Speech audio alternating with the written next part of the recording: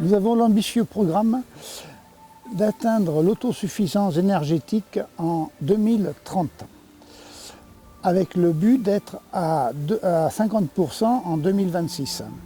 La situation environnementale liée à la dégradation climatique nous amène à réfléchir et à revoir notre façon de consommer et de produire l'énergie dont on a besoin.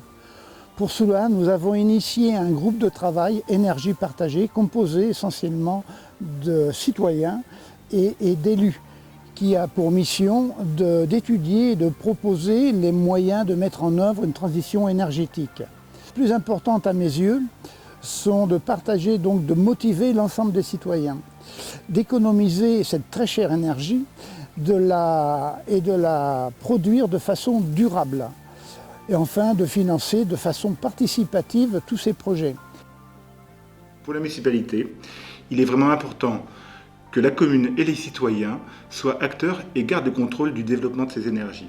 D'autant plus que Saint-Paul-et-Dax est riche en énergie photovoltaïque, en énergie géothermique, et nous voulons développer et promouvoir l'isolation des bâtiments publics et bâtiments privés.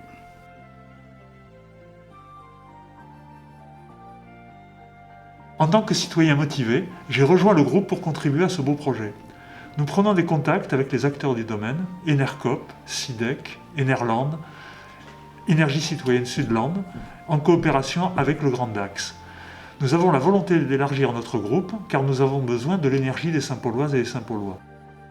En tant que Saint-Paulois, donc, je me suis associé à cette démarche qui est une démarche citoyenne qui permet à chacun de s'intégrer au développement des énergies douces. Je me suis particulièrement intéressé à l'animation et à la fédération des producteurs existants et potentiels pour booster la production par des particuliers, avec une priorité à ce niveau-là, un usage local de l'énergie.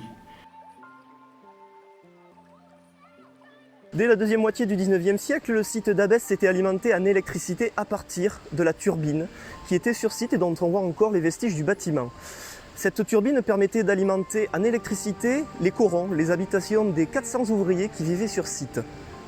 Une innovation, vraiment une modernité pour l'époque qui, 150 ans plus tard, ne demande qu'à renaître de ses cendres.